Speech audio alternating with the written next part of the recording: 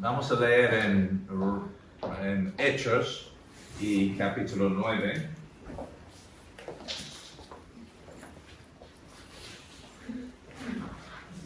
Nuestro tema hoy es la conversión. David Bebbington, que es un historiador británico, que ha escrito mucho sobre la historia de los evangélicos, más o menos usaba una definición sociológica con 4 partes cuando hay que identificar qué son los evangélicos. Una de las cosas es que se centra en la Biblia, otra es que se centra particularmente en compartir su fe, se centra en la cruz como el centro de su doctrina y se centra en la conversión. Pero la conversión puede ser menos que ver con lo que apuntan las Escrituras y más lo que el mundo define como conversión. Entonces, hoy voy a ser más específico, estoy hablando de la conversión cristiana, la conversión que tiene que ver con Cristo. ¿Vale? Entonces, y como referencia, el pasaje que vamos a leer en Hechos 9 tiene indicios que están plasmados en las Escrituras para entender qué es la conversión al Cristo. Entonces dice Hechos 9. Entonces Saulo, respirando aún amenazas y homicidio contra los discípulos del Señor, se presentó al sumo sacerdote y le pidió cartas para las sinagogas en Damasco con el fin de llevar preso a Jerusalén a cualquiera que hallara del camino, fuera hombre o mujer. Mientras iba de viaje, llegando cerca de Damasco, aconteció de repente que le rodeó un resplandor de luz desde el cielo. Él cayó en tierra y oyó una voz que le decía: Saulo, Saulo, ¿por qué me persigues? Y le dijo: ¿Quién eres, Señor? Y él respondió: Yo soy Jesús, a quien tú persigues. Pero levántate, entra en la ciudad y te dirá lo que te es preciso hacer. Los hombres que iban con Saulo habían quedado de pie, enmudecidos. A la verdad, oían la voz, pero no veían a nadie. Entonces Saulo fue levantado del cielo y aún con los ojos abiertos no veía nada. Así que, guiándole de la mano, le condujeron a Damasco. Por 3 días estuvo sin ver y no comió ni bebió. Había cierto discípulo en Damasco llamado Ananías, y el Señor le dijo en visión: Ananías. Él respondió: heme aquí, Señor. El Señor le dijo: levántate, ve a la calle que se llama la derecha y busca en casa de Judas a uno llamado Saulo de Tarso, porque he aquí, él está orando y en una visión ha visto a un hombre llamado Ananías que entra y le pone las manos encima para que recobre la vista. Entonces Ananías respondió: Señor, he oído a muchos hablar acerca de este hombre y de cuántos males ha hecho a tus santos en Jerusalén. Aún aquí tiene autoridad de parte de los principales sacerdotes para tomar presos a todos los que invocan tu nombre. Y le dijo el Señor: ve, porque este hombre me es un instrumento escogido para llevar mi nombre ante los gentiles, los reyes y los hijos de Israel. Porque yo le mostraré cuánto le es necesario padecer por mi nombre.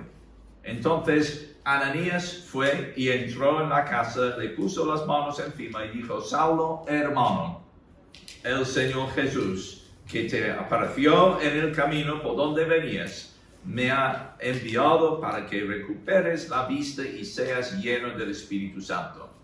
De inmediato le cayó de los ojos algo como escamas y volvió a ver.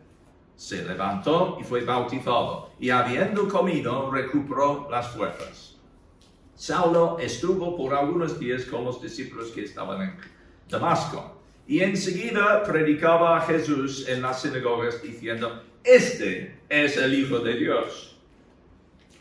Todos los que le oían estaban atónitos y decían, ¿no es este el que asolaba en Jerusalén a los que invocaban este nombre? ¿Y no ha venido acá para eso mismo, para llevarles presos ante los principales sacerdotes? Pero Saulo se fortalecía aún más y confundía a los judíos que habitaban en Damasco, demostrando que Jesús era el Cristo. Pasados muchos días, los judíos consultaron entre sí para matarle, pero sus acechanzas fueron conocidas por Saulo y guardaban aún las puertas de la ciudad de día y de noche para matarle. Entonces sus discípulos tomaron a Saulo de noche y le bajaron por el muro en una canasta. Que el Señor bendiga su palabra. Pero no quisiera realmente hacer una lección de escuela dominical en esta mañana con la historia dramática de la conversión de Saulo. Es dramático, pero por desgracia en nuestro mundo de show evangélico muchas veces fijamos en el drama y ignoramos la verdad de lo que vemos.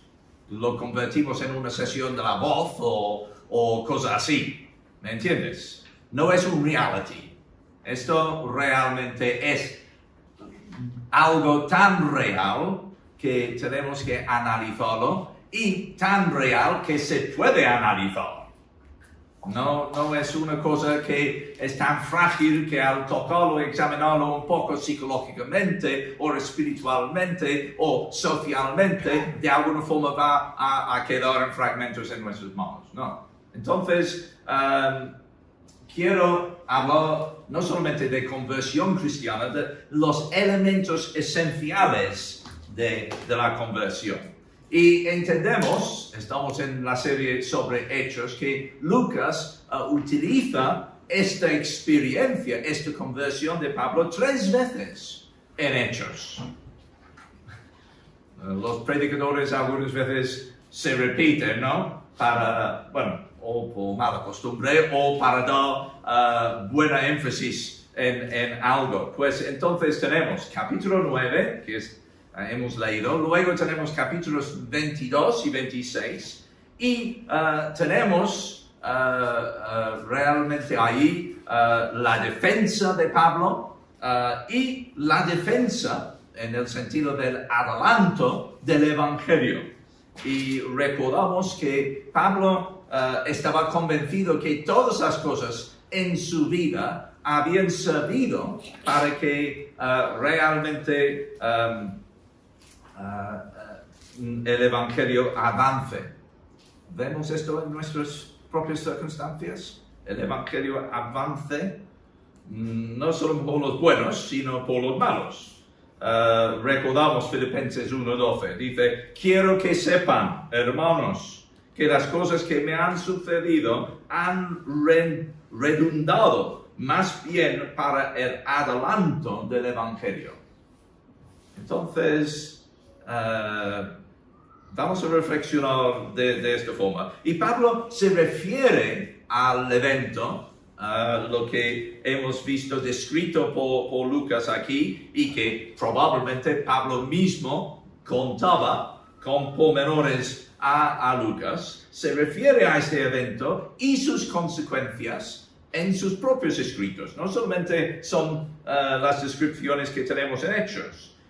Pero siempre sin enfatizar los eventos dramáticos. Esto fue un acontecer dramático, no vamos a menospreciar el dramatismo, pero muchas veces nuestro afán de espectáculo nos hace por golpear muy fuerte en este énfasis, decir, bueno, esto es un verdadero testimonio porque es dramático. Mientras realmente las Escrituras dicen, no, mira por el otro lado de qué es el efecto del impacto de esta experiencia. Entonces, le interesa a Pablo en sus escritos más las consecuencias para todos los creyentes, en vez de decir que todos vais a tener la misma experiencia personal como yo. Entonces vamos a... sí, gracias. Esto. Entonces, básicamente, porque sabéis mejor la historia que yo, el encuentro que tenemos aquí en capítulo 9 es lo que Pablo usa para entender la conversión suya y para entender la conversión de cualquier creyente. Esto es importante, porque la conversión no es como lo veo yo, a mi sentir, mi parecer, mi opinión. No es apuntarme en una lista de creencias. Por supuesto, hay que creer las cosas correctas, pero el hecho que tú puedes reproducir correctamente el credo no es garantía de haber experimentado la conversión cristiana. Nadie está menospreciando la educación cristiana, evangélica, bíblica. Queremos fomentarlo por todos los medios posibles. Pero esto no garantiza la conversión. Tenemos evangélicos que no son convertidos. Y entonces es muy importante entender los elementos esenciales que están aquí en esta historia. Y primero quisiera enfatizar número 1 ahí, que Dios es el Señor y no hay otro. Entonces, esto es muy aparente en la primera conversación. Hay esta luz deslumbrante, se queda en el suelo y hay una pregunta. Es interesante, ¿no? La forma de evangelizar del Señor. El Señor no va más o menos depositando un gran peso de conocimiento, una descarga de conocimiento que queremos que la otra persona quiere, pero descubre dónde está espiritualmente, cuál es su percepción en aquel momento. Entonces es una pregunta: Saulo, Saulo, ¿por qué me persigues? Y la respuesta revelador del estado donde está Pablo, Saulo, es: ¿quién eres, Señor? Y aquí el Señor no hemos de entender solamente como cortesía de respeto. Esto no es ninguna conversación de calle cotidiana. Esto es algo único en su experiencia y reconoce no solamente un poder, sino una autoridad que él siempre ha asociado con el único que merece ser llamado Señor, que es Dios, el Dios verdadero. Pero todavía hay unas cosas que no quedan claras. ¿Quién eres, Señor? Saben que esto es una visión celestial, como lo llama en otra de las versiones de su testimonio, pero aquí aclara las cosas y dice la respuesta, versículo 5, la segunda parte: yo soy Jesús. Yo soy Jesús. No necesita más introducción. No es el pleno título de Jesucristo, porque aunque hubo muchos Jesús en judaísmo en aquel momento, entonces con decir a quien tú persigues, está no solamente declarando quién es, sino quiénes son su pueblo. Son los seguidores del camino. Entonces, esto es el primer punto muy importante. En este diálogo entre el Señor con Saulo, reconoce que Dios es Dios, que no hay lugar para sincretismos.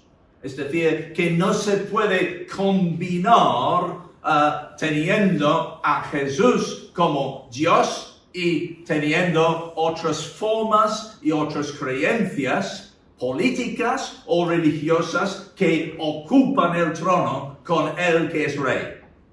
Y esto es importante porque crecido, por lo menos aquí en Europa, con un sincretismo donde nuestro nacionalismo se siente cómodamente con nuestro cristianismo. No es aceptable a Dios. Dios no es un nacionalista.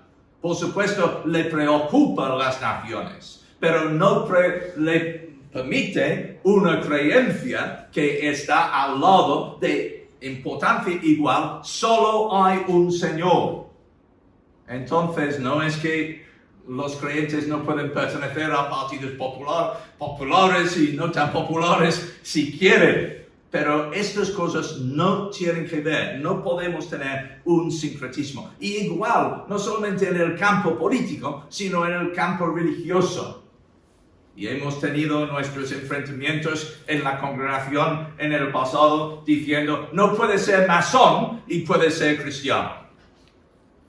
Y tenemos que tener estas cosas claras porque hay conflictos entre el Señor que realmente es Señor y decir es el Señor, pero luego da pleitesía a otras cosas que son realmente intrusiones, negaciones de aquel señorío. Entonces, esta pregunta, ¿quién eres, Señor? Y luego el viaje de Pablo en su descubrimiento, en recibir, aceptar y creer firmemente la revelación que recibió, es muy importante. Luego, la segunda cosa es que la gracia de Dios es el toque personal del Señor y transforma. Ahora, yo siempre ataco la misma cosa, pero en el pasado en nuestra congregación oímos de la gracia que se abre un grifo y fluye. Esto es herejía promulgada por la Iglesia Católica durante muchos años, porque la gracia en aquel caso llega a ser algo más o menos administrado y controlado por autoridades humanas. No, la gracia de Dios es su toque personal, su intervención personal en nuestras vidas, para llevarnos a un encuentro y una relación personal con nuestro Dios, el que nos transforma. Y esto es muy importante, porque muchas veces sí nos conviene tener una religión donde yo puedo cuando quiero. Pero cuando recibimos a Cristo como nuestro Señor y Salvador, Él tiene el permiso implícito y explícito de nuestra parte, porque hemos creído en Él, de interferir, de interponerse, de hacer patas arriba en nuestras vidas si es necesario para entrar su favor en nuestras vidas. Si no, es como yo voy a una máquina dispensadora cuando me conviene. No. Tenemos que ser transformados por el favor inmerecido de un Dios que nos ama tanto que quiere salvarnos hasta lo último en términos de consecuencias. Entonces, hay una relación aquí entre cómo comenzamos y cómo seguimos, entre la salvación y la santificación que tenemos que ver. Y vemos particularmente en el diálogo entre el Señor hablando con Ananías y diciendo, Ananías, quiero que vayas a una entrevista hoy. Ananías se muestra con ciertos reparos. Digo, méteme en la boca del león con este Señor. Pero vemos después la respuesta del Señor en versículo 15, ¿no? Le dijo el Señor, ve, porque este hombre me es instrumento escogido para llevar mi nombre ante los gentiles, los reyes y los hijos de Israel. Porque yo le mostraré, implicado por ti, cuánto le es necesario padecer por mi nombre. Entonces vemos las dos cosas, la llamada del Señor que va a ser confirmado por esta visita de Ananías, pero también una llamada que lleva implícita en sí el padecer Como vamos a comentar luego, esto no es algo extraño, peculiar, solo de Pablo y su misión. Es algo normal en muchos que están llamados y convertidos. Pero vemos que lo que no parece en aquel momento, dice, bueno, ha venido aquí a Damasco con esta misión y Dios dice, no, yo he dado la vuelta a la torta y ahora Él es mi instrumento escogido. Y cuando Dios escoge, no escatima los medios para llevar a completarse su destino para cada uno quien se convierte. La tercera cosa es que el Dios de amor, ¿no? Gracias. La tercera cosa es el Dios de amor razona y testifica a los rebeldes. Entonces, Dios se empeña en que las personas se conviertan de verdad. No es que, pues, ahora que una persona tiene mucha influencia, me pongo en la fila con él. Vemos que en el ambiente post-conversión de Saulo, entonces él ve la necesidad no de decir, pues mira, he tenido una experiencia muy bonita, no puedo explicarlo muy bien, pero era muy bonita. No, este hombre entra y vemos que recuperó fuerzas. Y luego predicaba a Jesús en las sinagogas, versículo 21, y declara quién es. Nuestro testimonio de nuestra conversión aclara quién es Jesús. Tal vez no aclara quiénes son los evangélicos, no aclara cosas que queremos que los evangélicos aclaren, pero por lo menos cuando las personas han hablado un poco de tiempo con nosotros, sepan quién es Jesús. Es el Hijo de Dios. Y esto es algo que obviamente tenía dones especiales, percepciones especiales, pero de alguna forma la identidad de Jesús se aclara y se aclara con personas que son opositores y rebeldes. Saulo entra enseguida entre personas que sí van a tomarle el contrario. En vez de meterse en una burbuja de seguridad, se pone ahí. Y vemos que no solamente dice una vez recuperó las fuerzas, pero luego en versículo 22 dice Saulo se fortalecía aún más. Pero no es que la conversión convierta a una persona automáticamente en el Superman, pero cobramos fuerzas por dar nuestro testimonio. Y correspondientemente, cuando escondemos nuestro testimonio, entonces perdemos fuerzas. Y esto es así en cada iglesia local. Una iglesia local que se empeña en evangelizar crece.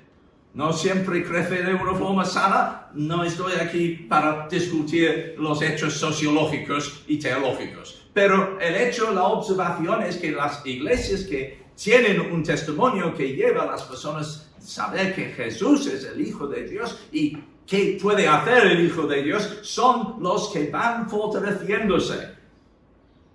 Bueno, entonces, estos son cosas básicas que surgen de su experiencia, pero son cosas que se repiten en la experiencia de cada generación de creyentes. Ya vamos a pasar a la plancha siguiente. Entonces, ¿por qué el Nuevo Testamento usa diferentes términos para describir la conversión? Esto es importante. Hemos dicho que hay estas tres versiones de la conversión de Pablo en Hechos, en Lucas, pero debemos recordar que Dios habla a personas en diferentes circunstancias. Y entonces las personas dicen, bueno, estas son diferentes tradiciones que fueron pasadas en la iglesia primitiva para relatar la conversión de Saulo porque era una persona muy importante. No, esto es perder el enfoque de Lucas. Lucas está usando este testimonio 3 veces porque tiene 3 propósitos diferentes. Y no quiero pisar mucho el terreno de los que tienen que luego predicar los otros pasajes. Pero recordamos que lo que hemos leído hoy en capítulo 9 es explicar cómo el Evangelio se extendió. Y Dios toma ciertas personas, en este caso una persona que iba a compartir el apostolado, la fundamentación de la iglesia, y tenía una misión especial que era extender el Evangelio a personas que no pertenecían al mundo judío. ¿Vale? Entonces, esto es capítulo 9. Es parte de la historia, se usa así. Porque cuando Dios quiere extender su reino, usa a personas claves para esto. Entonces, tenemos parte de la extensión del Evangelio ahí. Pero cuando llegamos a la segunda versión de la historia de Pablo, está contado en capítulo 22, delante de una tumulta airada. Realmente que habían recibido una versión torcida de lo que Pablo estaba haciendo en el templo, habían amotinado y estaban enfurecidos. Pero entonces él cuenta otra vez, pero cuenta la historia de su encuentro y decía, he sido llamado a los gentiles. Y esto era el detonante, le escucharon hasta aquel momento con bastante tranquilidad porque hablaba su idioma, pero en cierto momento volvió a decir, el Dios que me ha llamado es el Dios de los demás. Y esto es algo muy importante. Podemos monopolizar el Evangelio para incrementar nuestra propia zona de confort. O podemos decir, aquí hay el Dios del universo, el que amó tanto al mundo que dio su Hijo. Y que solamente en cierta etapa los judíos tienen su papel y Dios también dice, no es suficiente que mi ungido solamente se dirige a Israel, sino que más allá de los hijos de Jacob va a llamar a las naciones. Y Pablo lo pone ahí, es parte de su testimonio. Y por esto está completando toda aquella media sección en el centro de Hechos que habla de esta transición cuando queda claro que el Evangelio es para los demás. Y tenemos que seguir recordándolo. Que he sido convertido para que el mensaje de quién es el Hijo de Dios comunique claramente a los demás, no al auditorio preparado, el mercado de amigos que siempre van a aplaudir lo que dice un evangélico, pero a un mundo hostil que necesita ser salvo. Y esto es la segunda oportunidad de usar el testimonio. Y luego las circunstancias del tercer uso. Hechos 26 es delante de un tribunal. Y Pablo, otra vez, una de las defensas de Hechos que más bien parece un ataque que una defensa. Pero es una oportunidad evangelística y vemos que está al nivel de los mejores mentes a las personas con más cultura en la sociedad. Esto no solamente es para los humildes, sino para los que piensan que ellos tienen el poder. Y vemos entonces que no solamente somos convertidos para identificar quién es Cristo, sino alcanzar a los demás, altos y bajos.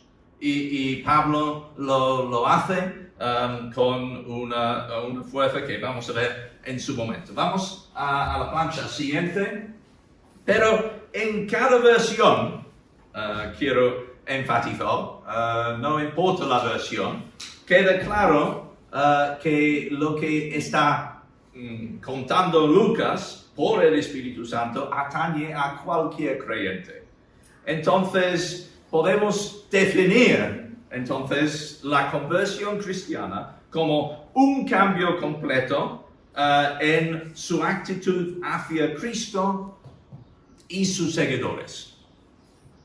Qué bien si fuera posible que el cielo nos dispensara un billete al cielo y no tenemos que tener nada que ver con los creyentes ajenos, ¿no? Qué bien, yo soy yo y yo soy la iglesia. Y esto es la tentación en este momento, conectar virtualmente. Si no me gusta un grupo, si no me cae bien el mensaje tal y tal, yo voy apuntándome para otro grupo que también tiene su programa virtual. Y esto pasa. Pero aquí vemos en esta respuesta del Señor Jesús, en versículo 5, yo soy Jesús a quien tú persigues. Pablo, no puedes identificar quién soy yo si no identificas quiénes son mi pueblo, quiénes son toda mi familia. Supongo que otras personas tienen sus propios grupos de Facebook, de pueblo.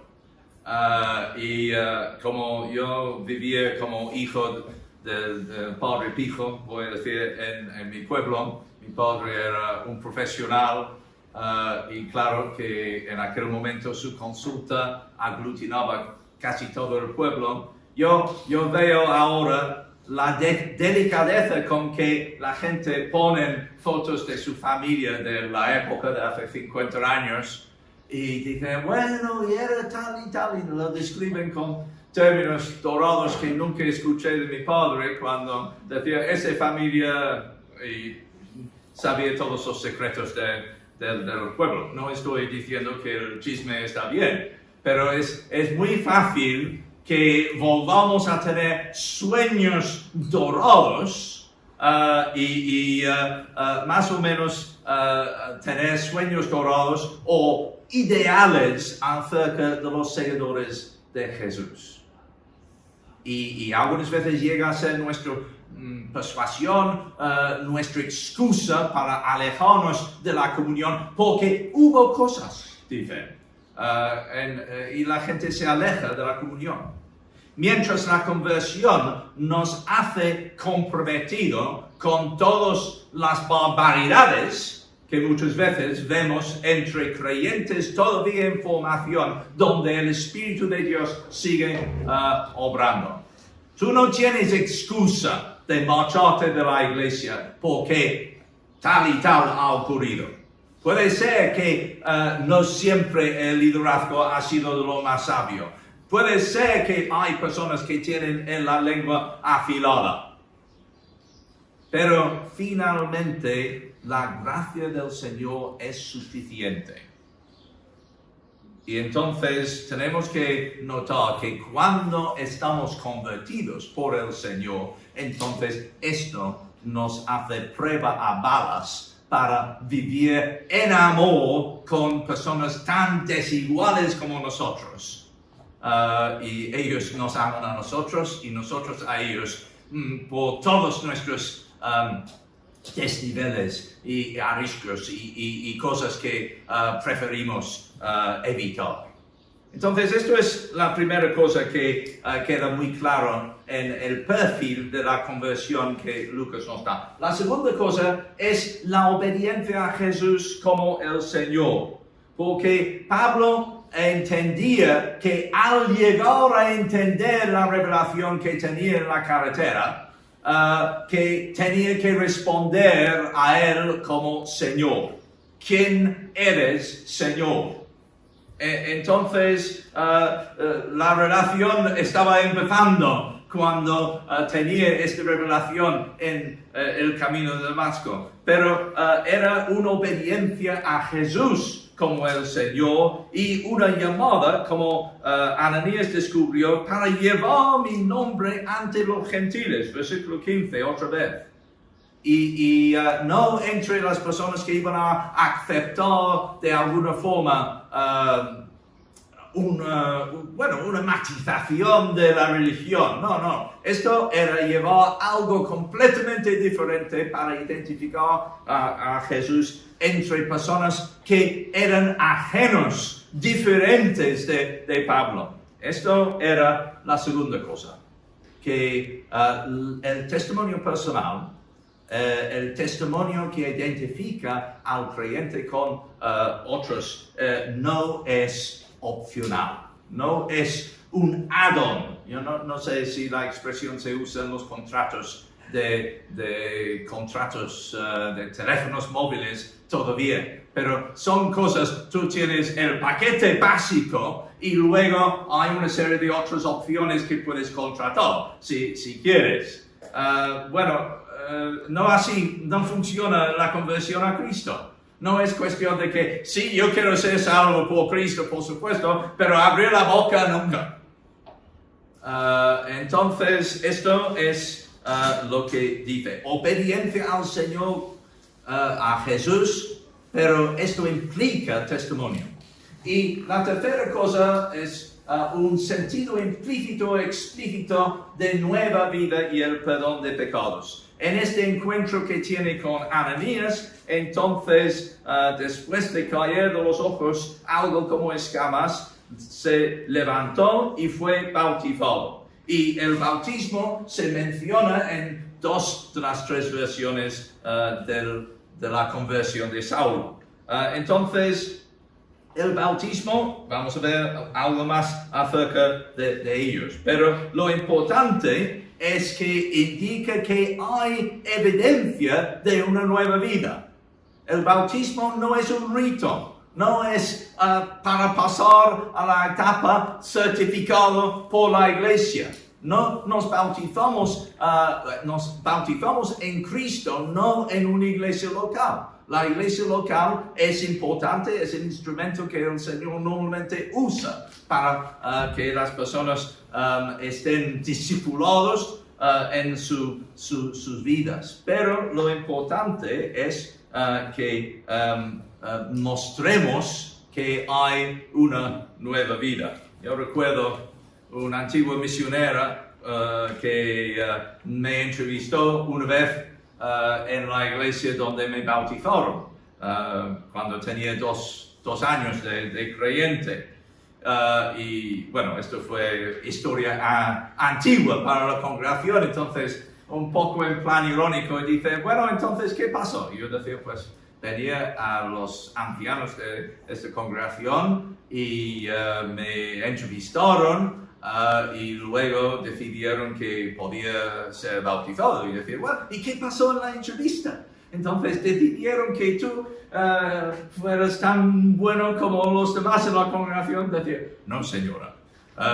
Decidieron que yo era un pecador tan necesitado de Jesucristo como los demás entre vosotros aquí en la congregación. Y así, esto fue la base de ser bautizado. Una persona que quería mostrar la nueva vida que había recibido, que solo Cristo pudo perdonar mis pecados. Entonces, y esto es lo que entendemos, aunque se describe brevemente, estas escamas que habían caído de los ojos de Pablo le hacían reconocer a quién había ofendido con su pecado, a quién tenía que ir para ser perdonado y luego en quién tenía que ser protegido y guardado y caminar todo lo demás de su vida. Esto es la base del bautismo. Vamos un momento, porque queremos quedar en Hechos, pero recordar las epístolas. En las epístolas, Pablo explaya sobre el significado doctrinal de su conversión. Entonces, entendemos que si quedaba la impresión con Lucas la importancia de su conversión, entonces probablemente en su enseñanza Pablo iba a dedicar mucho espacio también. Bueno, vamos a hacer unas referencias muy rápidamente. En 1 Corintios capítulo 15 tenemos al hablar de los hechos fundamentales de la resurrección, en aquel capítulo 15, Pablo añade algo con referencia a su propio testimonio. Versículo 8 dice, al último de todos, como a uno nacido fuera de tiempo, me apareció a mí, y yo soy el más insignificante de los apóstoles y no soy digno de ser llamado apóstol porque perseguí a la iglesia de Dios. No es porque no tenía autoridad, sino porque había hecho un daño a alguien, al Señor, a su pueblo, que había empezado en su conversión a apreciar de otra forma. Pero por la gracia de Dios soy lo que soy, que no es una excusa. Hay personas que no cambian nada y luego dicen, por la gracia de Dios soy lo que soy. No es una excusa. Está diciendo que ten paciencia conmigo porque la gracia de Dios sigue obrando en mi vida. Entonces, soy lo que soy en aquel momento, su presente, y su gracia para conmigo no ha sido en vano. Alguna vez cuando un hermano me ha citado la primera parte de este versículo, decía, ¿y la gracia de Dios en tu vida va a ser en vano? Yo quiero un grifo donde el Señor tiene que perdonarme y permitir todos mis desvaríos.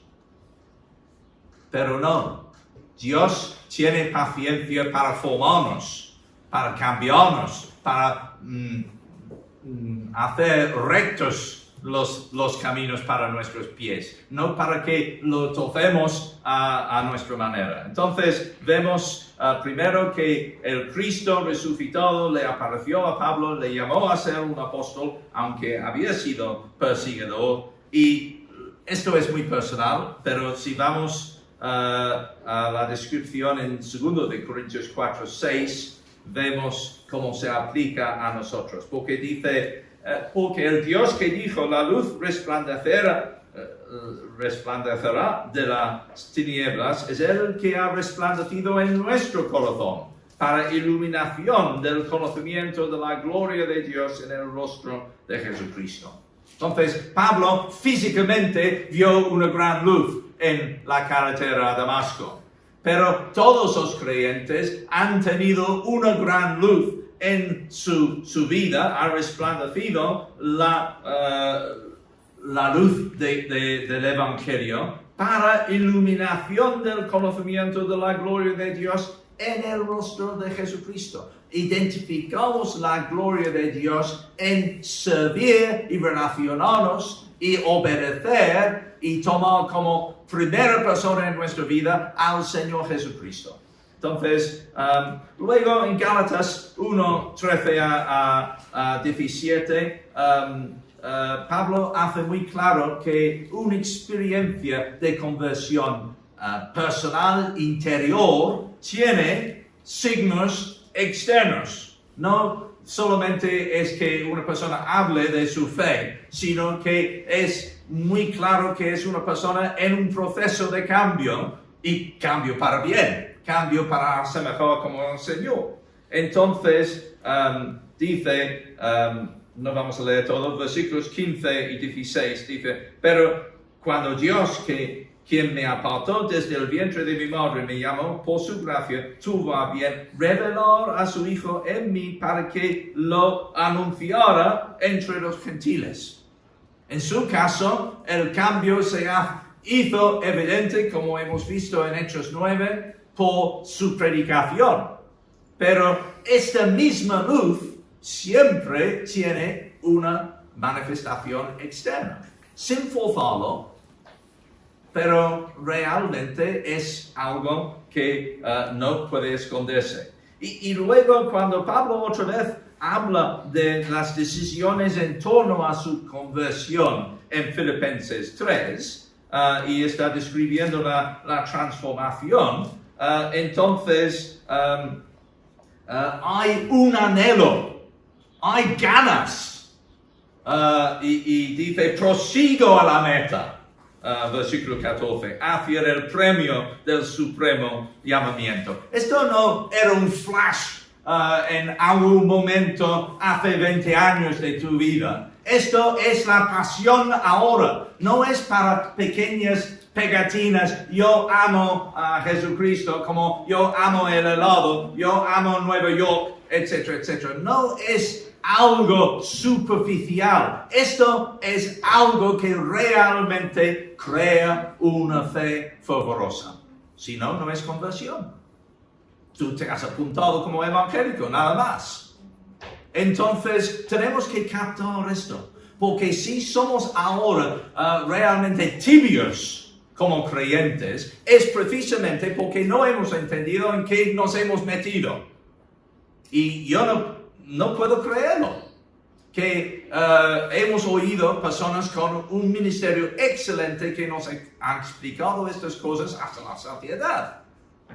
Entonces tenemos que clamar a Dios para que lo que nos han informado sea más que información, que sea la revelación, sea este resplandecer en nuestro interior que transforma luego nuestro proceder exterior. Vamos a la plancha siguiente porque recordamos una frase que no ocurre en el capítulo 9, en la historia de Pablo y su conversación con el Señor, pero sí está en la versión que tenemos en capítulo 26. Y es una cita de Deuteronomio 32:15.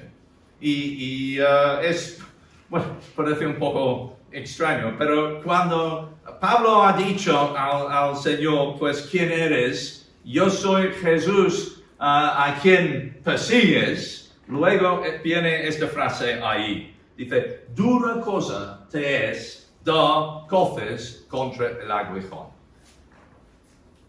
Bueno, una ilustración de la agricultura del tiempo. No tenían tractores, tenían los bueyes. Y los bueyes son animales con capacidad de tirar peso, pero no siempre son muy rápidos en su respuesta. Entonces tenían un pico, un palo tal vez con un pico, y de vez en cuando, como los animales tenían un pellejo más fuerte que el nuestro, entonces para estimular su tirar del arado, entonces iban picando allí, y algunas veces el animal que no le gustaba esto daba coces. Así, entonces hay que estar en el sitio correcto con el picotazo si no quieres tener problemas. Bueno, ¿qué te ha pasado? Dice al médico. Bueno, no. Entonces, esto es la idea. Pero, ¿por qué cita esta frase tan difícil, tan lejano? Pero recordamos cómo se usaba en Deuteronomio 32:15. Estaba hablando del carácter del pueblo de Dios. Usa un término de cariño a Jesurún, que era un mote casi del Señor para referirse a Israel, a su pueblo que Él había llamado y que quería. Entonces, ¿por qué es cita en este momento de conversación íntima, transformadora con Pablo esta frase? Y se clavaba en la mente y la memoria de Pablo.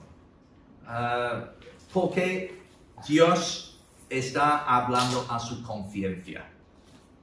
No está hablando de dar coces físicamente contra algo, pero cuando Dios penetra con su revelación en nuestras mentes, en la conversión verdadera, entonces esto es cuando hay una respuesta en la conciencia. Hay un profundo revuelo de nuestra manera de pensar. Y como vamos a comentar luego, Pablo tiene que ir a apartarse del ministerio probablemente para reflexionar sobre estas cosas durante bastante tiempo después de las cosas que estamos leyendo en versículos 1 a 25 en Hechos 9. Pero hay que decir que aunque no tengamos mucha inteligencia innata en nosotros, puede ser que nos vemos como personas no muy inteligentes. Esto no tiene que ver con inteligencia que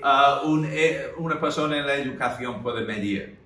Estos son movimientos de conciencia en cualquier creyente que con la Biblia abierta reflexiona en cómo el Señor le ha hablado y le ha obrado.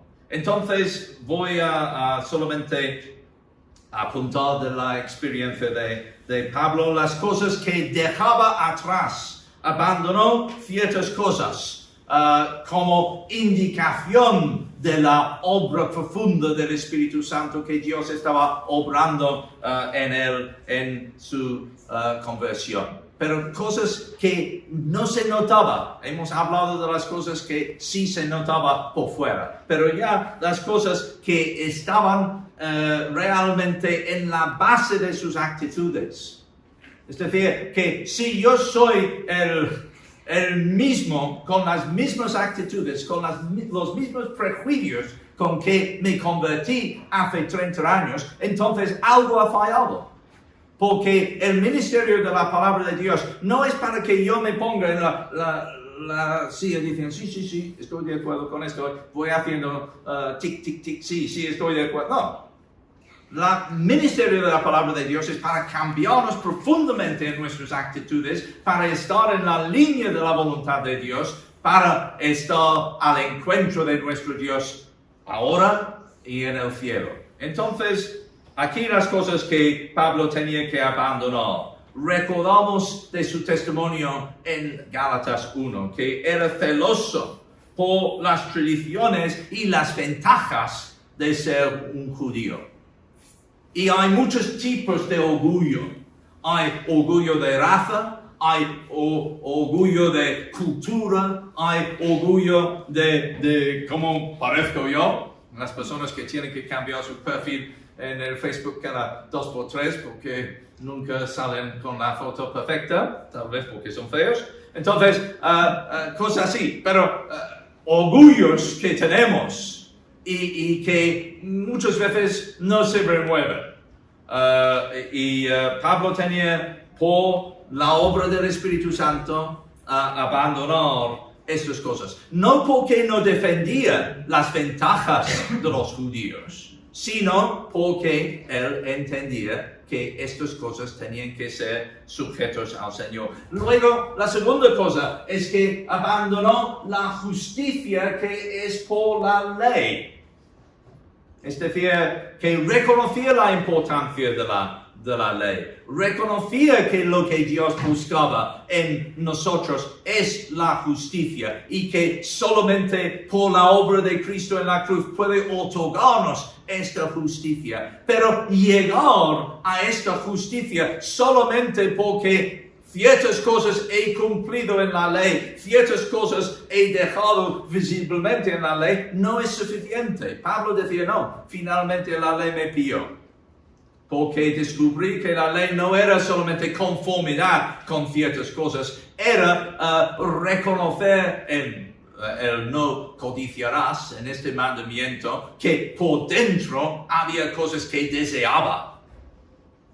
Necesitamos la ley como un reflejo para mostrarnos cómo somos, pero nunca debemos imaginar que vamos a llegar a un nivel que satisfaga lo que Dios quiere. Entonces descubrió la maravilla del Evangelio, tomó la justicia por la fe en Cristo, como dice Romanos 3:22. Y luego hay una maldición implícita en la cruz.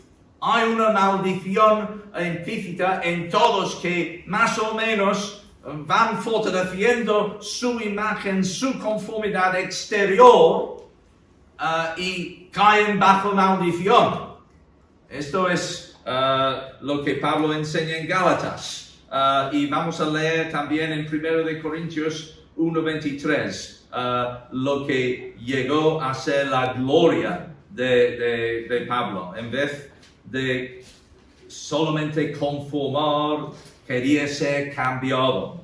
1:23 dice, pero nosotros predicamos a Cristo crucificado, para los judíos tropezadero, para los gentiles locura.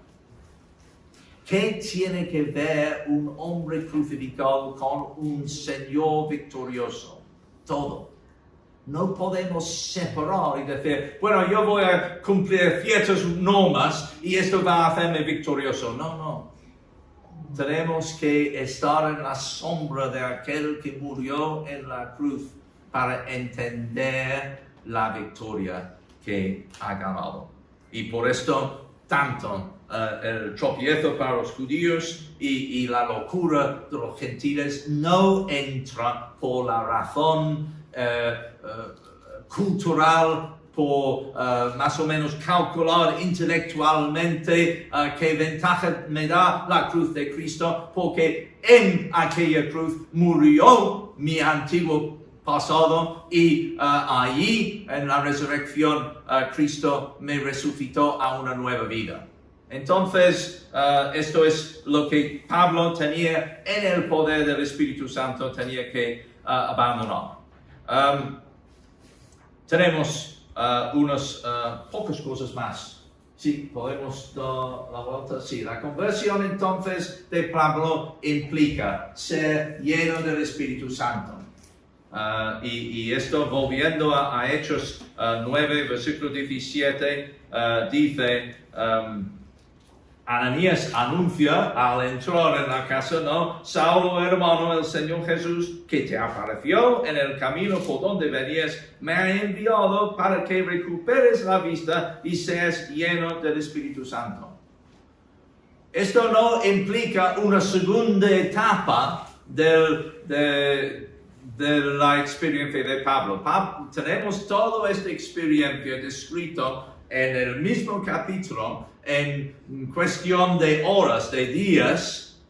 Entonces, estas cosas que finalmente pueden llegar a ser herencia de todos los creyentes, ser llenos del Espíritu, son cosas que ocurren al principio de la vida del creyente. Entonces, aquí vemos que Pablo estaba con una serie de cosas, pero el Espíritu Santo le llenó para enfrentarse con las cosas que iban siendo transformados. Entonces, la reconciliación, el fruto de la reconciliación con Dios es entrar en una nueva creación. Y conocemos este versículo, bueno, creo que conocemos bastante bien este versículo en 2 de Corintios 5:17, si puedo encontrarlo, no sé si lo he impreso o no. Sí. Entonces, si alguien está en Cristo, nueva criatura es, o nueva creación es. Él pertenece a lo que Cristo hace. Entonces, tenemos que ver que esto es parte de ser lleno del Espíritu Santo. No es comportamientos extravagantes necesariamente, es realmente una persona que pone en palestra que Cristo le ha hecho una persona nueva. Se despide de la vieja manera de vivir. Hay que entender Romanos capítulo 6, hablando en este sentido de lo que simbolizamos en bautismo, pero algunas veces lo tomamos al revés y pensamos que el bautismo consigue estas cosas. No, el bautismo simboliza lo que Cristo ha hecho en la cruz. Y tenemos que creer lo que Cristo hizo en la cruz, y Pablo lo expresa en Gálatas 2, 20 en términos personales. Con Cristo he sido juntamente crucificado. Ya no vivo yo, sino Cristo vive en mí. Lo que ahora vivo en la carne, lo vivo por la fe en el Hijo de Dios, quien me amó y se entregó a sí mismo por mí. Entonces, una obra pasada, el que me amó y se entregó a sí mismo, pero una experiencia presente que realmente demuestra la plenitud del Espíritu Santo. Y luego entendemos que siendo llenos, siendo rellenados, si entendemos bien el pasaje en Efesios 6, entonces el Espíritu Santo mora en nosotros para presidir el proceso de cambio. Es decir, que hay el fallo de una teología o doctrina que enseña que recibes el Espíritu Santo y luego estás en una piscina, más o menos, una nueva dimensión, es que diariamente el Espíritu Santo quiere cambiar tu vida. Entonces, Romanos 8:4 dice, para que la justa exigencia de la ley fuese cumplida en nosotros, que no andamos, y el no andar es hablando de nuestra manera de vivir constantemente. No andamos conforme a la carne, sino conforme al Espíritu. Ya el poder del Espíritu está en nosotros para llevarnos. Pablo entendía esto, por esto no iba enflaqueciendo, sino que dice que se fortalecía, porque al descubrir que era una nueva creación en Cristo, entonces él iba de fuerza en fuerza. Entonces, y luego vemos que en la historia de Hechos 9, la actitud de Pablo es que quiso estar con los discípulos que estaban en Jerusalén, en versículo 19. Esto causó ciertos problemas en su carrera varias veces porque decían, bueno, ¿quién vamos a recibir? ¿El antiguo Saulo o el nuevo? Y entonces causó ciertos momentos de temor, pero su actitud, y notamos que él muchas veces tomaba la iniciativa con la ayuda, humildemente aceptando que tal vez asustó a algunos, pero con la ayuda en este caso de Ananías se acercaba y tenía comunión con los demás creyentes. ¿Cuál es nuestro anhelo? Tenemos que llevar a la gente gritando por la puerta de la iglesia para asistir a una reunión. Tenemos que hacer no sé cuántos WhatsApp para persuadirles a conectar por online y luego no lo hacen. Dice, no, algo salió. No, venga. Si no hay un deseo de estar con otros creyentes, pregúntate si estás convertido. Y esto es realmente otra cuestión muy importante acerca de lo que es una persona convertida. Bueno, entonces vamos a la última plancha. Si podemos, sí. La conversión entonces nos constituye a cada uno en una señal inequívoca de la salvación. Vamos a lo que Pablo enseña en 1 de Timoteo, capítulo 1, porque esto es un buen resumen. Fiel es esta palabra y digna de toda aceptación, que Cristo Jesús vino al mundo para salvar a los pecadores, de los cuales yo soy el primero. No obstante, dice, a pesar de dónde estoy, mi categoría en un sentido entre los salvos, no obstante, por esta razón recibí misericordia. No solamente recibí un billete al cielo, recibí misericordia. Dios obra en mí por su poder para que Cristo Jesús mostrase en mí el primero toda su clemencia para ejemplo a los que habían de creer en él para vida eterna. Tú eres un faro o lo has escondido bajo un almud, pero no hay otras alternativas.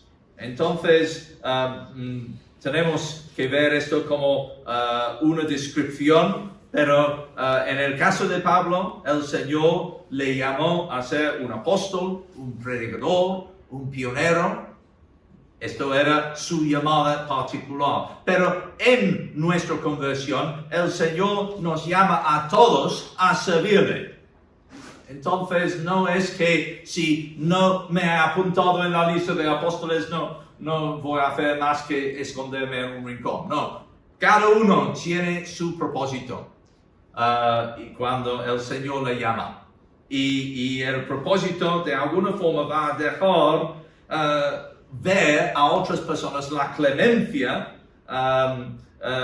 como ejemplo de los que han de creer en Cristo Jesús. La segunda cosa es probablemente, como hemos comentado, y sacamos esto de Gálatas 1:17, después del versículo 25 que hemos leído en Hechos 9 hoy, viene un periodo cuando Pablo se apartó a Arabia, es decir, a una zona desértica. Hay opiniones y especulación y no vamos a entrar allí, pero algunos han dicho pues se fue allí como para evangelizar. Y algunos dicen no, era para meditar estas profundas implicaciones en su interior que el cambio de enfoque de la ley de las tradiciones al Jesús como el Señor implicaba. Yo no veo necesariamente encontrados que vamos evangelizando y vamos meditando a la vez. Pero hay personas de mucha acción que se lanzan a la acción y luego no pueden pensar. Entonces hay que ver que hay una época, y otra vez las personas que hacen cálculos de la cronología de la vida de Pablo, algunas veces hablan de 10 años de silencio, de ausencia, antes de retomar la historia de cómo fue recogido e integrado en la obra por Bernabé. Pero todos nosotros podemos decir, estamos llamados a someternos a Cristo como Señor, descubrir más de lo que esto quiere decir también, y ser los primeros en dejar relucir los cambios que solo Él puede hacer en nosotros por su Espíritu Santo. Esto es el meollo de lo que implica la conversión.